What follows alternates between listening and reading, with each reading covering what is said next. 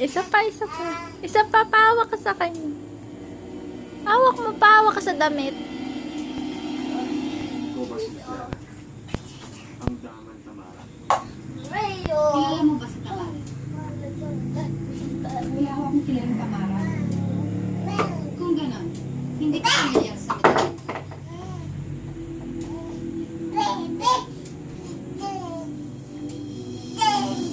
Kung ka gusto, ibigay mo gusto. Bili mo galing sa kanila. Paano mo napunta sa inyo yan? Saan yung kuya nakuha? Gab, Bakit mo alam ang may pahawak ka sa kanya. Dahil siya ng hinahanap natin.